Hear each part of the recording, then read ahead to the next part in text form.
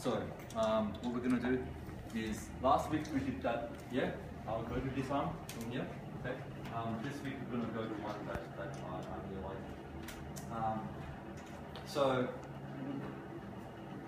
the academic version looks like this. Okay, from last week. The idea of getting into a wrist lock, and then as he's turning and falling down in the wrist lock, I come up again. Okay? We just proved before that a wrist lock might not be the best thing in the world if I'm shit, because if he tenses here, I'm slipping off. Okay? When he power assists in and comes in, this is a big problem for me. Okay? So even though if everything's working great, so if we do this properly, right? So watch the added ingredients. So layer one is this, here and go. Okay? For that to work, I might be doing something like this on the way in. Yeah, I jab in. I might be doing something like this. I jab, oblique kick, then as we go. That could work, maybe. But I don't really like having to try and wrench this wrist and torque it and have the confidence that I'm strong enough to do this, especially when he's got a left hand. So if I do this, even if I'm pitch perfect, everything's going really well, and you just forget about it and want to stop me in the first or the left, you can get to me. Okay? So I don't like this version. That's my personal opinion. The version I do like is from here, plant, then cut. That's the version I do like. Okay? The reason why is because how does he plan to punch me in the face from here? He might get to a lower body, he might get a rib cage, but I'm happy to exchange. Yeah? What's my exchange? I get to slice his neck while he gets to hit me in the rib cage. Fair trade? For me, that's a fair trade. Yeah? Whereas the first option, if I'm here, this is not a fair trade because I haven't even done anything yet. You know what I mean? And I don't like committing two hands to one unless I know for a fact that I'm going to get that fight over with. This is two hands to one. I'm happy with this one. Okay? Whereas this one, two hands to one, I don't really control the body that much. If I get an elbow and I'm locking him in, maybe I feel more comfortable from here. But really, if I'm out here, I'll give him a lot of space. As I'm messing around with this guy trying to perform my perfect disarm, he's knocking me in the face. He's struggling, he's pulling the knife back, he can turn on me. That's game over for me, right? So for me, for this particular disarm, I like to come here. As I capture here and have contact, I actually bring my hand up here and I shove this hand into my shoulder here. I lock him in. This way, try resist, he tries to turn, he's got nowhere to go. Yeah?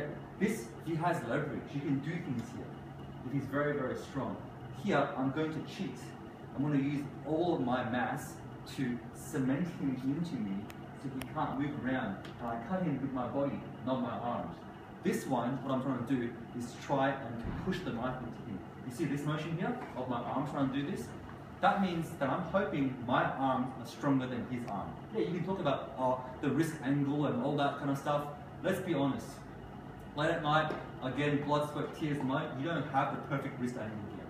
Okay? So if he's twice as strong as you, which he might be, okay, you might not be able to do this. Whereas from here, when I cut Damien, watch what's happening. Am I cutting with my arm or my body? I'm using my body.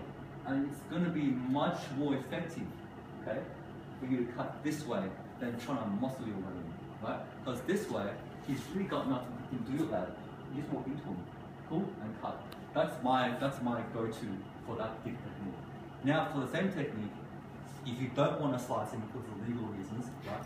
What you can do is when you're here, you can strip the knife away. Okay? You can strip the knife. Now you have your half-assed, might be okay wrist lock. Maybe. It's one of those things, if you've got him here, you can use it. If you don't and he clears you, at least you know you can fight and he's got no weapon here. Okay? Now for me, usually, if I can strip, then I'll keep. Okay? Why? Explain. If I can strip the knife away, why do I always opt to keep the knife? He can't pick it up. What if he's got a friend as well? Yeah? So for me, if I can strip, then I'm going to strip and I'm going to keep.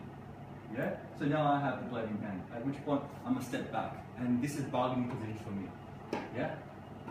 Option 1, take a few fingers.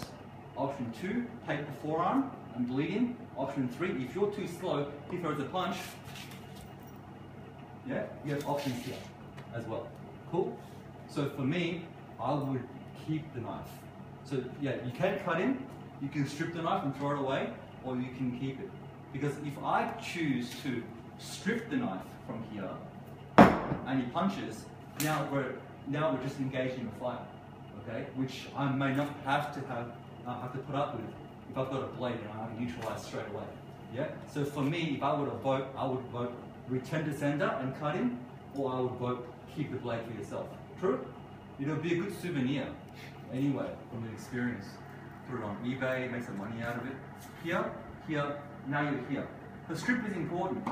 One thing you see a lot of people do, and it's a bit of a myth, is they disarm by grinding against the blade. This is what happens a lot if you watch other videos, right? They'll do things like this and go, ha! Fantastic, looks great. And then what they'll say is, well, if you can do that, when you're stripping, you can attack at the same time. So you see this happen a lot.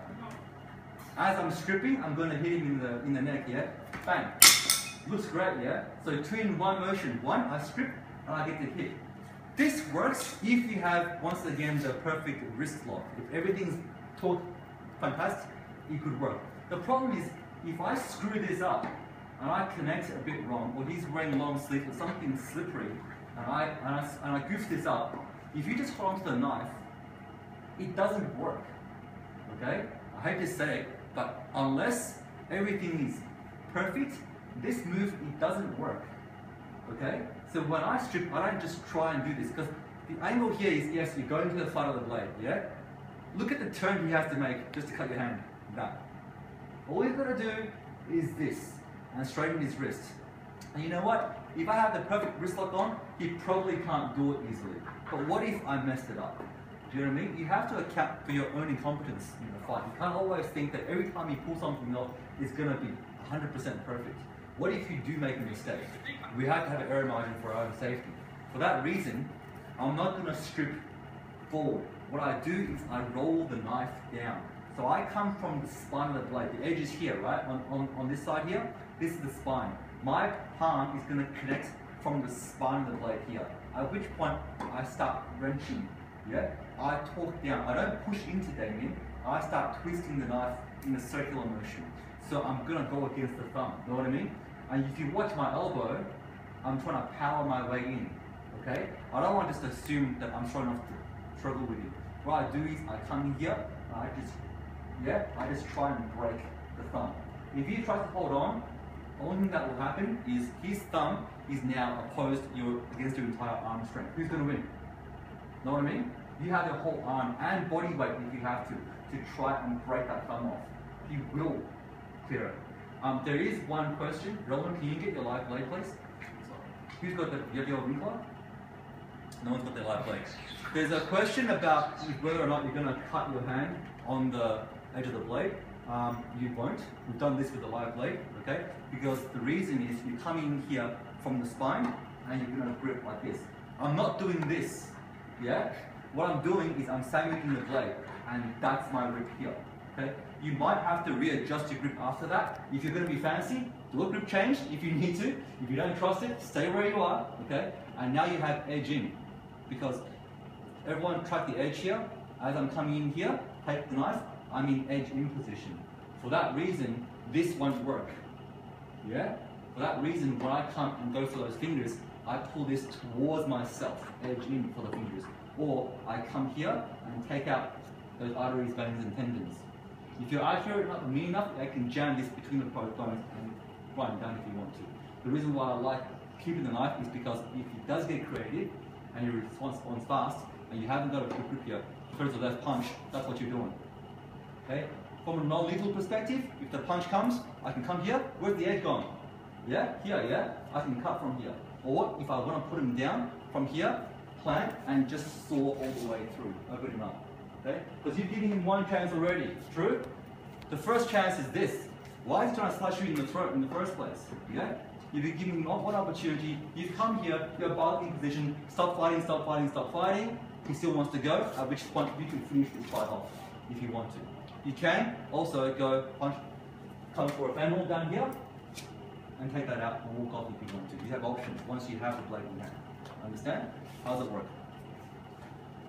Do your passes, okay? Normal pass. Shoot your ass back, don't get cut, all the rest of it. Left hand's gonna come back here, secure. Okay? Bring this up, the right hand's gonna help. I see people do this sometimes. And just count on the left hand. Don't do that. Sandwich him between both your arms. More security. More contact means more security. Right? Your hand is not gonna enter from the right side. Where's it gonna come from? The safe side, yes? The spine. So if he's struggling here, at least he's cutting me with his spine, which doesn't do anything.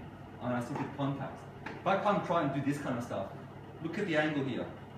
Yeah? So if I was stupid and I move from here, watch, that could happen to you. Yeah?